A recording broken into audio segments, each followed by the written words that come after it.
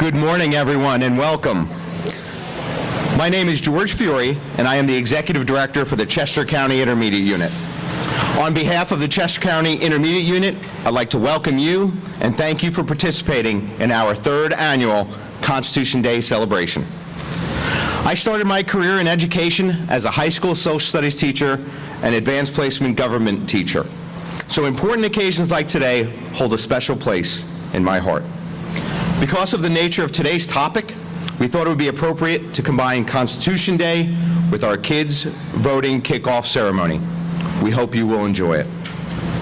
While most people know that the Declaration of Independence was adopted on July 4th, 1776, not everyone is aware that the Constitution was signed over 11 years later on September 17th, 1787.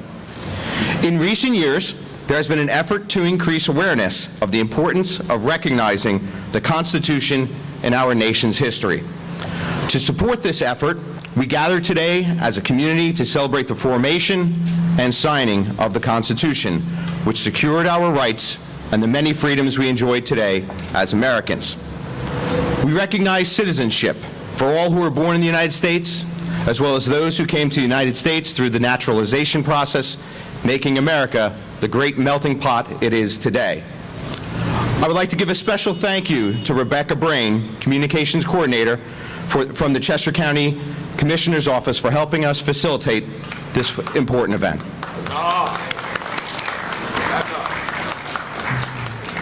I would be remiss if I didn't mention the Constitution's importance to not only our nation's history, but where we are today and where we are headed as a country. The Kids Voting USA program focuses on developing critical thinking skills and teaching children to gather and analyze information to make informed decisions, all skills that will serve the students well in their future and the future of our great nation. Now, to get today's celebration started, I would like to welcome the Pennsylvania 771 Air Force JROTC from Coatesville Area Senior High School for the presentation of the colors. Please present the colors.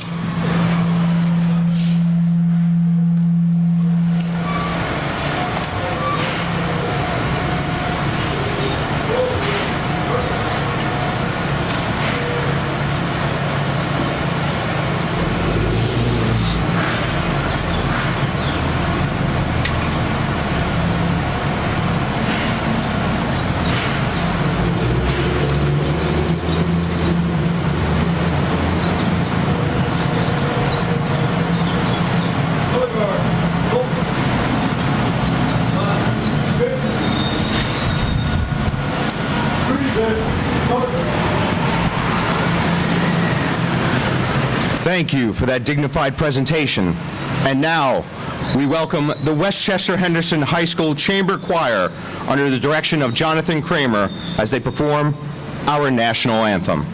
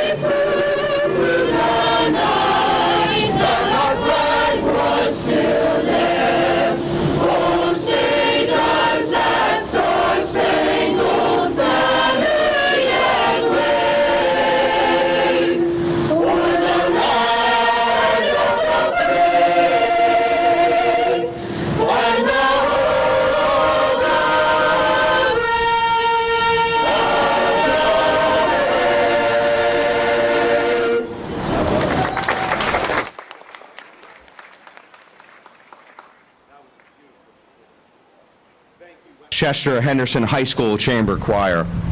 And at this time, I would like to invite Senator Andy Dinniman to lead us in the reciting of the Pledge of Allegiance. Good morning, everyone. Let's join together. I pledge allegiance to the flag of the United States of America and to the republic for which it stands, one nation, under God, indivisible, with liberty and justice for all. Thank you, and you'll have to excuse me. We're going to save a building. That's what I'm going down now to do. That was 1823, even before the Constitution. So if you'll excuse me, and this is a great program, and I haven't missed it any year. That's why I'm here. Thank you. The dismissal of the colors now.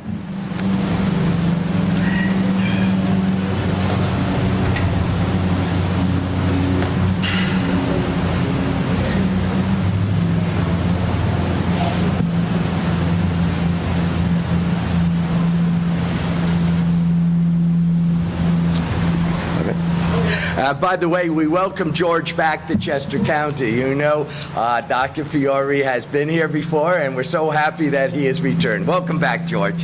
Thank you, Senator. Thank you, everyone. Thank you, Senator Dinniman. Thank you to Westchester Henderson High School, and thank you to the Coatesville Air Force JROTC.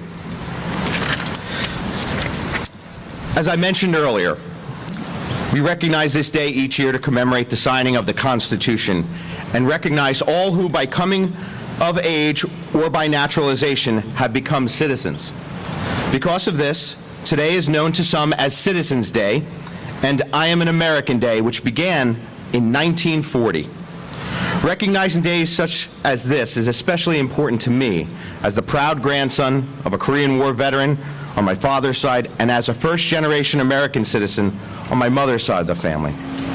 I hold a deep sense of pride in our country for the freedoms and opportunities it has offered my family and millions of other Americans.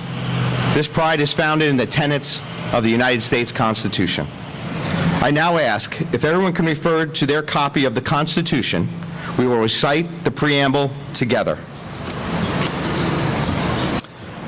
We, the people of the United States, in order to form a more perfect union, establish justice, ensure domestic tranquility, provide for the common defense, promote the general welfare, and secure the blessings of liberty to ourselves and our posterity, do ordain and establish this Constitution for the United States of America. Thank you. At this time, we will have the students from East Coventry Elementary School, Renaissance Academy Charter School, and St. Agnes School read Articles of the Constitution.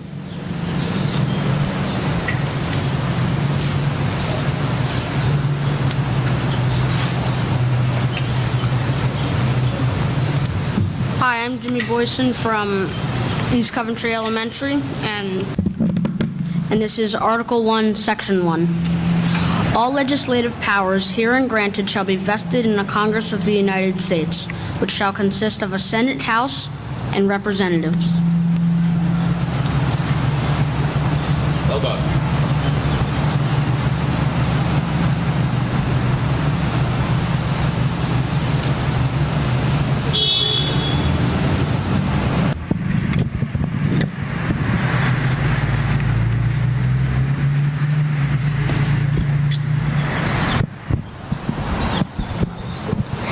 Hi, I'm Sage O'Brien of Renaissance Academy.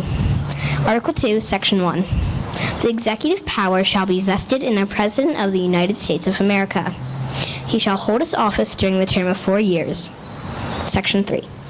He shall from time to time give to the Congress information of the state of the Union, and recommend to their consideration such measures as he shall judge necessary and expedient. He may, on extraordinary occasions, convene both houses, and in case of disagreement between them, he may adjourn them to such time as he shall think proper. He shall receive ambassadors and other public ministers. He shall take care that the laws be faithfully executed.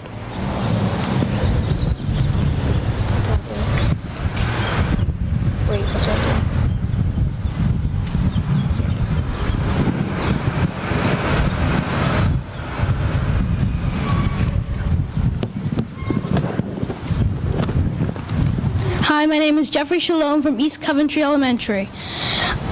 Article 3, Section 1. The judicial power of the United States shall be vested in one Supreme Court, and in such inferior courts as the Congress may from time to time ordain and establish.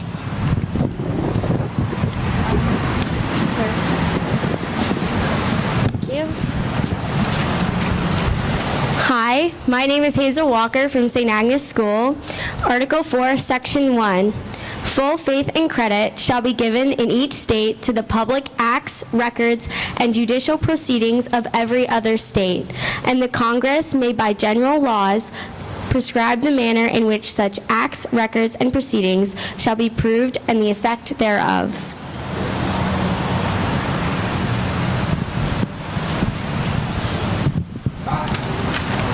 Hi, my name is Amy DeSandra, and I am from East Coventry Elementary. Article 5, Section 1. The Congress, whenever 2/3 of both houses shall deem it necessary, shall propose amendments to this Constitution, which shall be valid to all its intents and purposes as part of this Constitution when ratified by the legislators.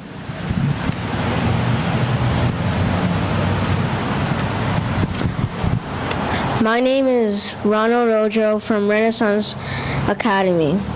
Article 6. The Constitution and the laws of the United States which shall be made in pursuance thereof, and all the treaties made or which shall be made under the authority of the United States shall be the supreme law of the land, and the judges in every state shall be bound thereby.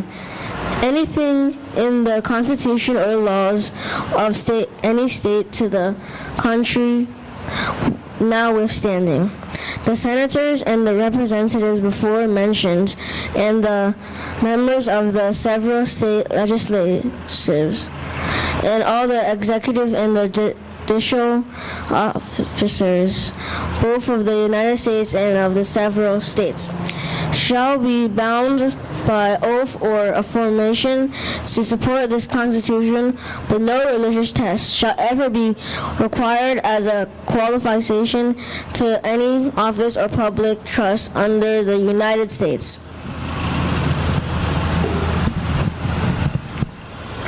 Ladies and gentlemen, join me in thanking our students from Chester County Elementary Schools.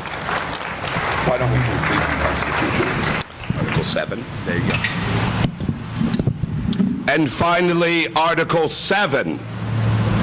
The ratification of the Convention of 9 states shall be sufficient for the establishment of this Constitution between the states, so ratifying the same.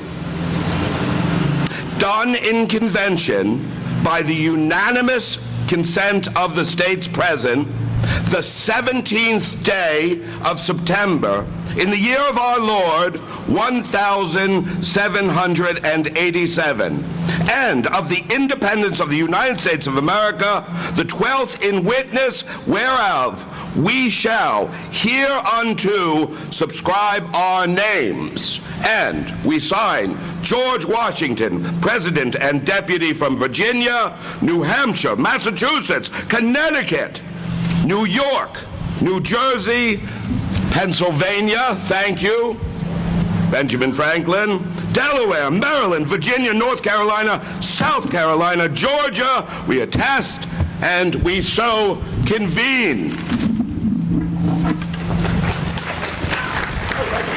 Ladies and gentlemen, Benjamin Franklin, thank you for joining us, one of our founding fathers. Now please join me in welcoming the Chester County Commissioners, the Honorable Michelle Kickline, the Honorable Kathy Cazzone, and the Honorable Terrence Farrell to speak about the importance of voting in local elections.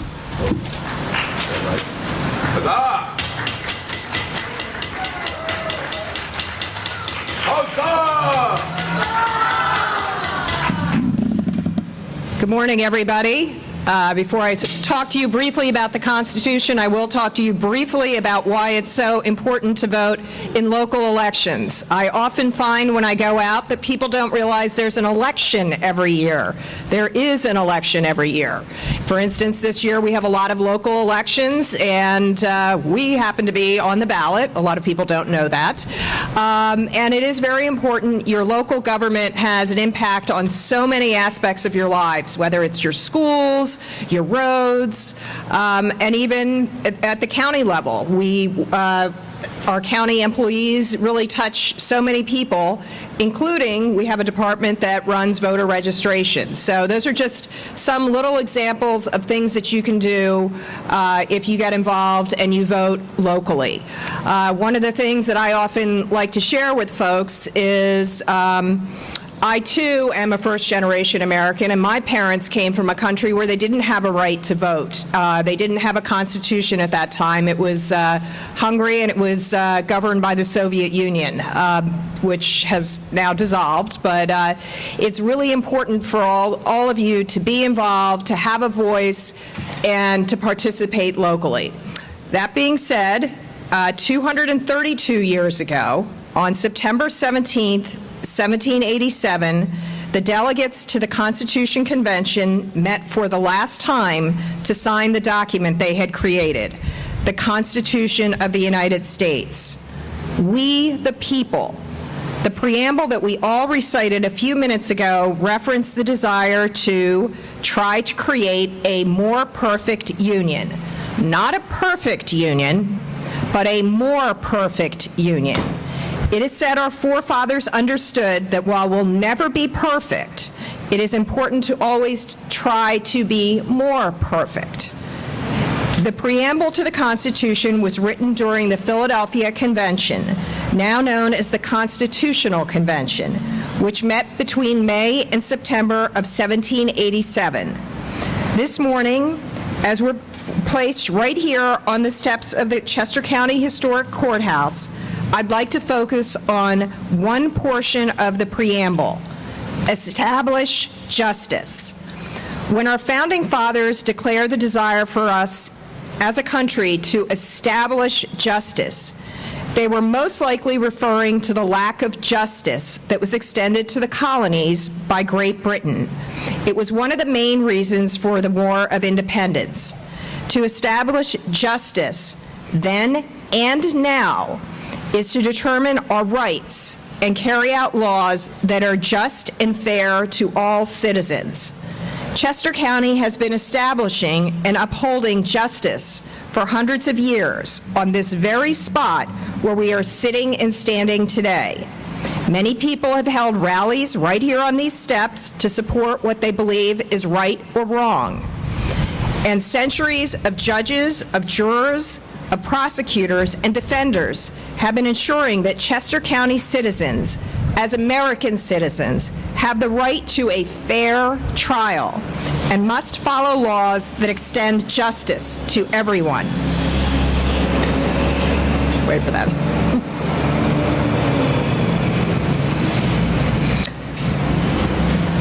We are not always perfect. But then the preamble of the Constitution didn't say we have to be perfect. We all just have to strive to be more perfect every day.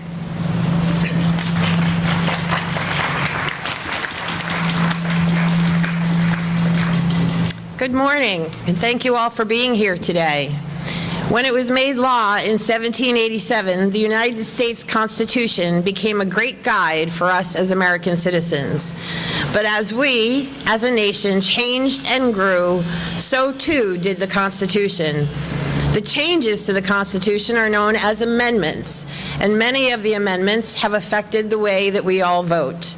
The 12th Amendment, ratified in 1804, changed the way we vote for a president and a vice president. In 1868, the 14th Amendment defined and made clear many citizens' rights, including the right to vote. 2 years later, the 15th Amendment gave all men the right to vote, regardless of race, color, or whether they had been slaves.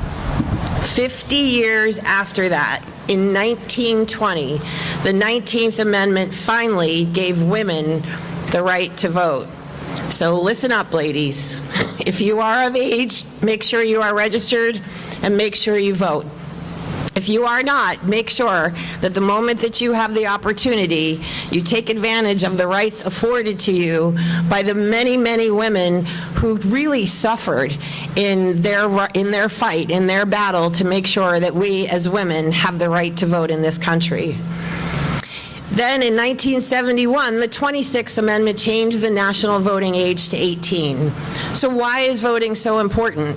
Why is the right to vote and who can vote been an important thread in constitutional amendments throughout our history? Because we are a democracy, and our democracy gives us all a right to be heard. If we don't vote, our voice isn't heard. And even though it may not seem to make a difference as your vote is one in many, it is so important that every one of us who is a U.S. citizen should cast our vote. Voting is how we choose the people who are going to represent us in government, our local government, our state government, and our national government.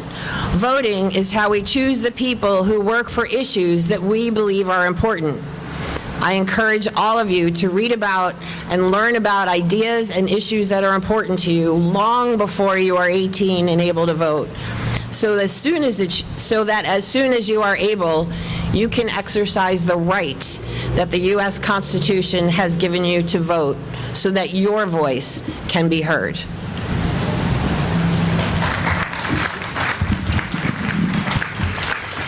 Good morning. I'm Commissioner Terrence Farrell. The preamble to the Constitution of the United States gives us the guidance on the meaning of the Constitution and what our founding fathers hoped the Constitution would achieve.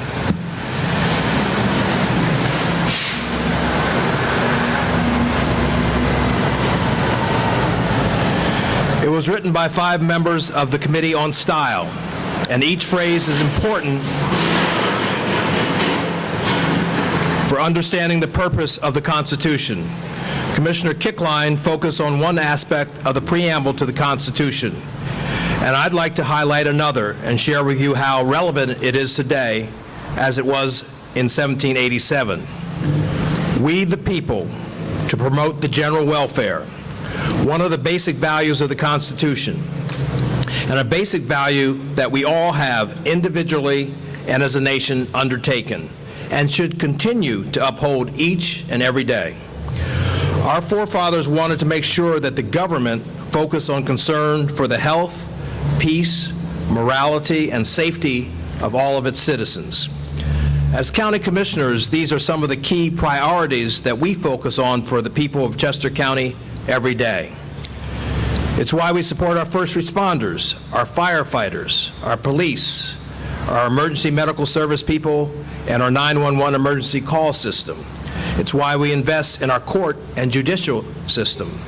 It is why we have services like a health department to make sure we all stay healthy and make healthy choices.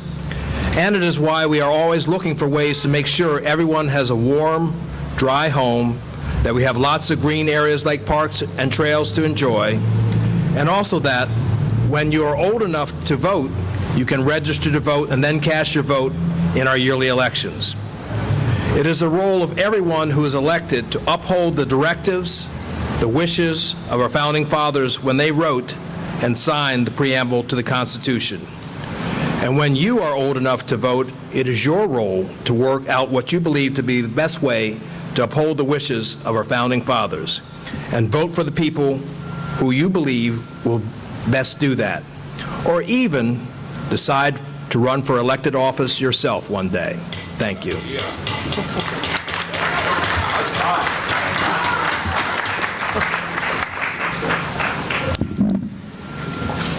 Thank you, ladies and gentlemen, our Chester County Commissioners. I would like to now invite Mason Clark from Oxford Area High School to present to us what it means to be a United States citizen.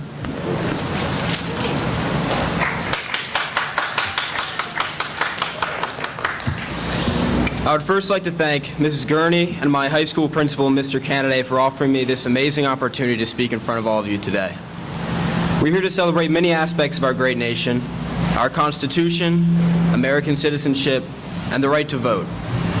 The Constitution is a document forged by our national ancestors, which has, through the years, kept our country free and prosperous. I believe that the Constitution is the document which most defines us as Americans. Because when I think of what it means to be a citizen of this great nation, I immediately think of all of our rights and freedoms. The most important of these to me is the right to vote. I myself will be voting for the very first time in our next presidential election, and though I am excited to vote, I must admit the stress of choosing which candidate to support is weighing on me. And after talking to many of my peers, I know I'm not alone. For my generation seems to be faced with an unending amount of problems. And in this age of information, we are immediately informed of all of them. Whether it's a video of Bill Nye telling us that the planet is on fire, or any number of media corporations peddling messages of panic, we are constantly faced with alarming news. This is not just the fault of the media. For the most part, they are just presenting us with the facts. Voters can't help but be fearful for the future of the United States when every day they hear a new, more frightening statistic about gun violence or global warming. In moments like this, it is important to remember the famous words of Edward Murrow. We are not descended from fearful men. Our founding fathers could have lost their land, wealth, reputations, lives, and land fighting the British. They risked everything to form a free and prosperous nation. It's not to say that they were always agreed upon, but they did learn to compromise. They were courageous and brave men, but are not given to fear when their countries needed them most. Luckily, when we look at their national descendants, we can tell that the apple didn't fall far from the tree. Men and women like Martin Luther King Jr., Cesar Chavez, Susan B. Anthony, Franklin Delano Roosevelt, and so many more have helped guide our nation through dark times. You don't always have to look in a history book to find reassurance of our country's bright future. As I look around at the audience and see my generation, I know there is no reason to be fearful of what the future holds. You'll find students in my school and all other schools in Chester County that are courageous, passionate, hardworking, and determined, just like our founding fathers. Josh Arnold, a senior at Oxford High School, dedicates much of his time to studying the complexities of nuclear physics, a topic which he's obsessed with. When Josh was required to write a 10-page research paper about a topic of his choosing in order to graduate, he unsurprisingly chose nuclear energy and wrote over 30 pages, defending the use of nuclear power plants and detailing important roles nuclear energy will continue to play in our country's future. Gabby Burton is a senior at my high school who is an unrelenting advocate for environmental protection. She never misses an opportunity to make her passion for wildlife and the planet known. When Gabby discovered that recycling bins aren't actually used for recycling, she went to several teachers and discussed the possibility of forming a recycling club to help fix the problem. That club is expected to arrive this year because of the work of Gabby and other students. Elena Rowe, yet another brilliant senior at Oxford Area High School, holds the student representative seat on the Oxford School Board. From this position, she has advocated for the installment of 2 new classes at the high school, AP Language and Composition and AP Government, the latter of which has, in its first year, seen the enrollment of 76 students. These 3 exemplify the brilliance of the next generation of young Americans. And these are only 3 students from 1 class in 1 high school. Imagine for a second how many young adults like this are spread out across the entirety of the United States. With all this in mind, I would like to leave you with one final message. As we look towards the uncertain future, we must not forget our past or our present. For it is true that we are not descended from fearful men, but it is equally true that we are surrounded by young Americans. And that means we are surrounded by leaders who, when faced with impossible odds, will not show fear or doubt, but courage. Thank you.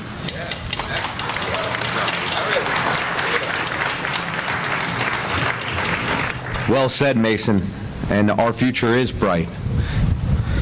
I would now like to invite students from various Chester County elementary schools to present wishes for our country. I think this is where I take over. All right, good morning. In a few moments, I'm going to tell you a little bit about writing the Constitution. Did we all prepare wishes, or just, here, I'll come down to you. Hold on, I'm very old. They've created boundaries between me and you. The Constitution is standing between us. Here, you take this. That's right. My name is Gabriel Ray, and I'm from East Coventry Elementary, and this is my wish. I wish that everyone in the country would put an effort into stopping climate change. Stopping what? Climate change. Climate change. Excellent. Here we are. Hi, my name is Lauren Quigley, and I'm from East Coventry Elementary School, and this is my wish. I wish that everybody can help each other, even if the other person doesn't want to help you. I would like that too. Thank you. Here we are. Hi, my name is Alexandra Lyons, and this is my wish. I would like if teachers would start teaching foreign languages at a younger age, like first grade. So, Do you speak any foreign languages? But you'd like to learn. I speak 8. I'll teach you a language. 8. Here you are. My name is Ashlyn Stitley from St. Agnes, and my wish for this country is for peace and equality. Perfect. Perfect. One, you're going to knock our socks off? Stop. my name is Kendall Nevins, and my wish for the country is that we can come together with the world and settle disagreements so we can focus on resolving worldwide issues. Well, no, hold on to that for a second. Hand that back over. See, I couldn't jump over. I couldn't jump over the Constitution. Thank you so much, every single one. You know, every single person who's been up here. Good day. Good morning, everyone. My name is Benjamin Franklin. It's nice to see you all. Every single person up here, can you hear me all right? I believe this is powered by some form of electricity. Thank you. Every single person up here has said everything that I was going to tell you. We are imperfect. We created an imperfect document. Well put. The greater our participation, our voting, the stronger our nation. There's nothing I can tell you that you do not already know. But, however, I was there. I was in the Constitutional Convention, and so I can share a little bit about what it was like to be in the room. We came here to Philadelphia, and when I say we, it was most of the 13 states, but not all of them. We met in Philadelphia in May of 1787. It was exactly just about 11 years after we had started to write our Declaration of Independence. We'd gone through this terrible war, and we had come out victorious. Now we were coming again. Our enemies, and there were enemies, Catherine the Great, the Empress of Russia, Napoleon would emerge in France soon after. Our enemies expected us to separate. They expected us to move further away from one another. And so the Philadelphia Convention was an attempt to bring us together. I was fortunate. I lived just a few blocks away from Independence Hall, from our State House, so I was able to host everyone. We had about 50 delegates at the beginning. They all came to my house for dinner, and some of us knew each other, some of us did not.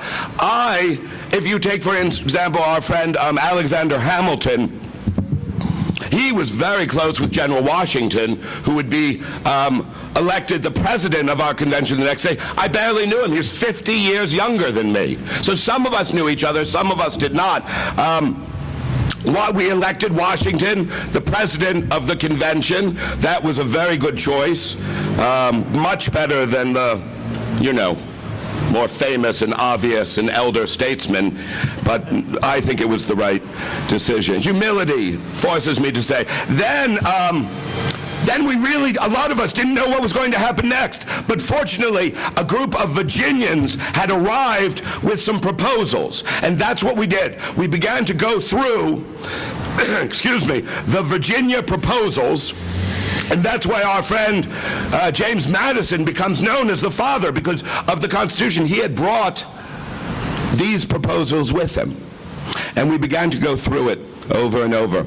And eventually, two men emerged. They really spoke the most. I'm not sure you would be familiar with either of their names today, but they became the voice of the debate. One was a man from Pennsylvania named Gouverneur Morris. And Gouverneur Morris was very, very large. We called him the Tall Boy. We all had adorable little nicknames for one another. James Madison was Little Jemmy. Sorry. They called me Dr. Fatsides, so it could have been worse. But Gouverneur Morris, big, tall man, he only had one leg. He had a peg leg. He used to tell everyone, you have to understand that we are not venerated.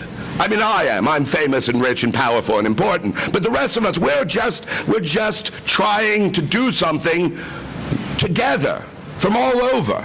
And so Gouverneur Morris, he had a very silly sense of humor. He had one leg. He used to tell everyone he lost his leg jumping out of his girlfriend's window, which was not true. He lost it in a carriage accident. He just thought the other one sounded funnier. And then the second voice that emerged was a very serious man named Eldridge Gerry. And he was very serious. He took everything very seriously, and Gouverneur Morris kept making practical jokes throughout it. And eventually, we chose certain pieces, and we threw out other pieces. And often I get asked by adults who don't remember what Thomas Jefferson thought of it. He wasn't there. He had written our Declaration 11 years earlier. He replaced me as our Minister to France. John Adams, who will go on to become second president, I understand. That seems hard to believe, but he was not there either. He was in the Netherlands. So we began to go through it, and we agreed on some and we disagreed. And then there were other things we would never agree upon. For example, do any of you know how often we elect a president? Yes. Every 4 years, exactly. Our commissioners just mentioned we hold elections every year, and even today, some grown-ups think that we don't.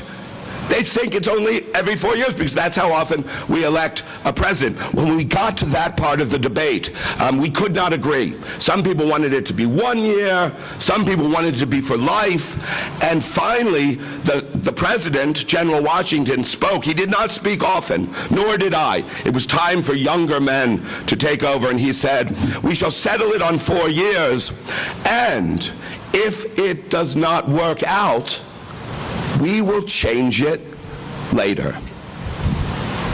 And that is the great gift that our Constitution, we are imperfect men creating an imperfect document, and we know it. And so we made it amendable.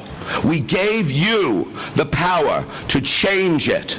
And you have. You have changed it, 17 times. You added the Bill of Rights, the 10 Amendments, you granted freedoms, speech, assembly, and then you changed it 17 more times. Huzzah!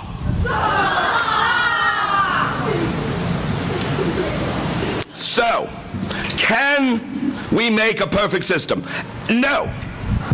But I consented to the Constitution because I expected that there would be no better. The document, the United States Constitution, I believe, has advantages over all other forms of government. It is amendable. You can change it, you can add to it, you can remove that which no longer serves the public spirit. And it serves as an instrument of instruction, a guide to govern and administer our nation. It manifests these promises of our independency. And what are the promises of our independency? Life, liberty, and the pursuit of happiness. Thank you all so much for spending some time with us here this morning, my friends. It is time for the TCHS ambassadors to hold their mock voter registration. Is that correct? Are you going to come and facilitate that? Yes. Thank my young friends. Thank you so much for coming out. Too far. No, I'm coming back. Thank you, Mr. Franklin. So we have students from our technical college high schools in Chester County. We have 3 technical high schools, and they are going to now lead us in a mock voter registration.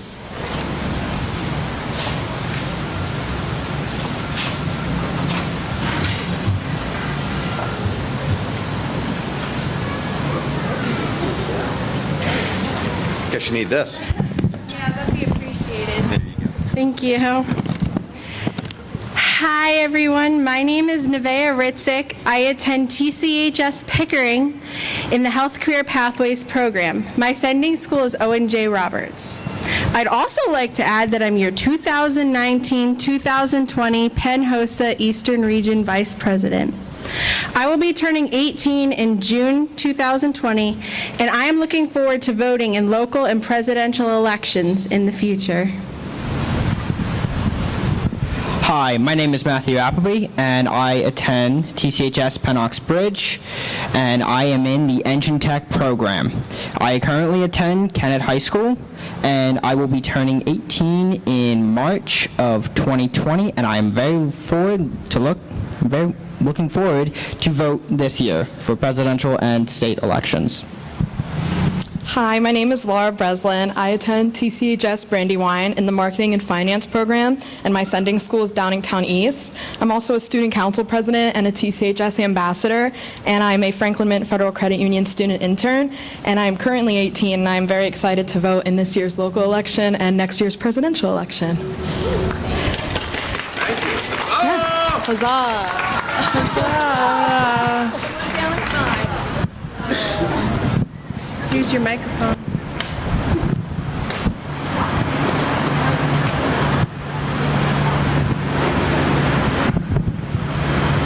Are you inspired?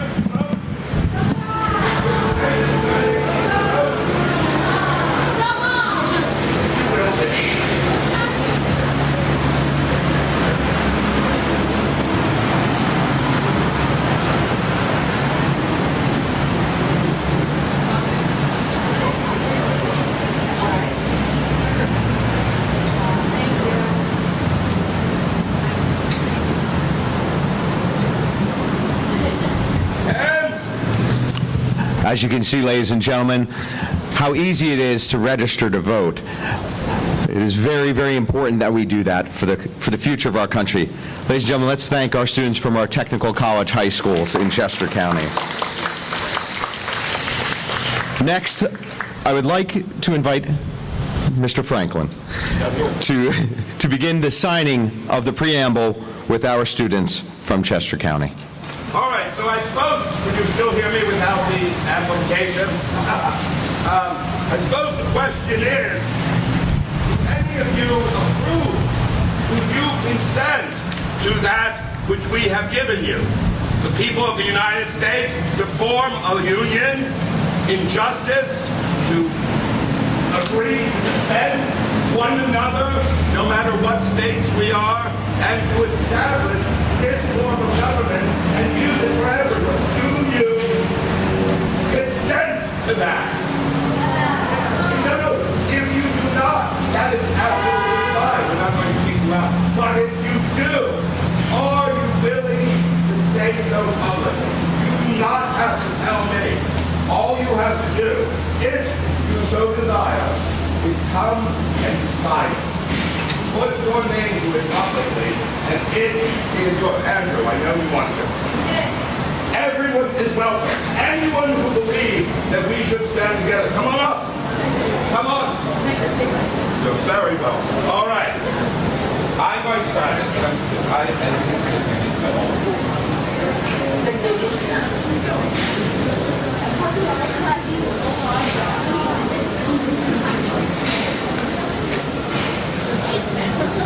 Nice one, man.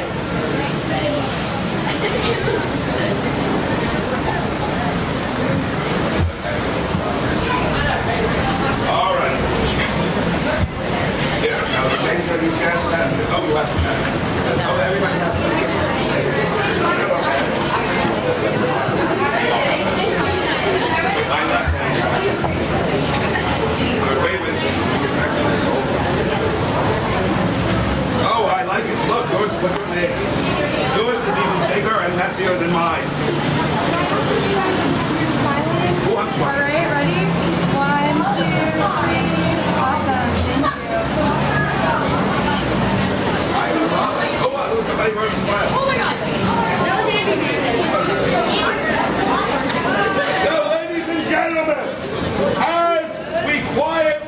affix our name to the preamble of the Constitution, may we please also give our attention to our incredible choir.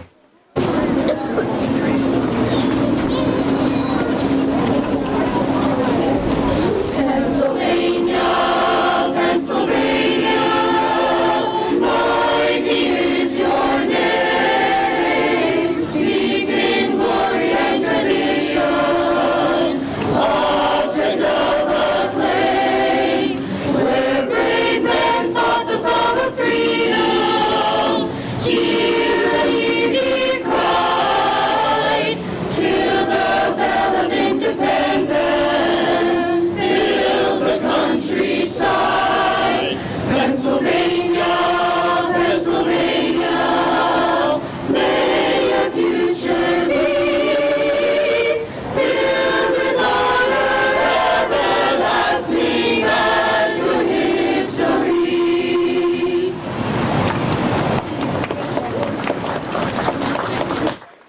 Ladies and gentlemen, Westchester Henderson High School, outstanding job. Thank you.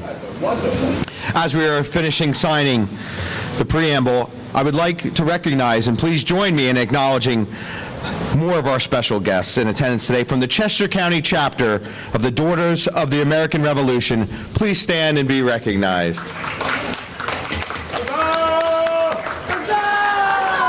Welcome.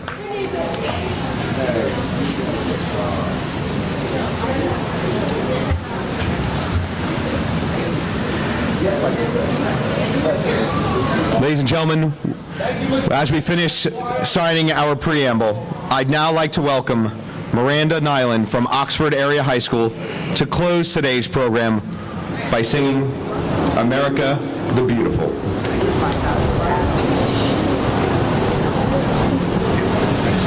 Oh, beautiful for spacious skies, for amber waves of grain, for purple mountain majesties above the fruited plain. America, America, God shed his grace on thee, and crown thy good with brotherhood from sea to shining sea.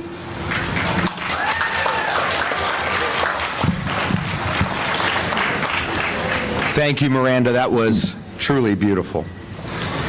On behalf of the Chester County Intermediate Unit and Chester County, we appreciate everyone who could come out on this beautiful day to celebrate the rich history and future of our nation. We hope that these celebrations will not only generate the educated voters of tomorrow, but will also serve as an example to inspire parents, friends, and family members to become engaged, informed, and active citizens in our great country. Ladies and gentlemen, thank you for joining us. Thank you to Benjamin Franklin. Thank you to our county commissioners. And thank you all for joining us today. Have a wonderful Constitution Day.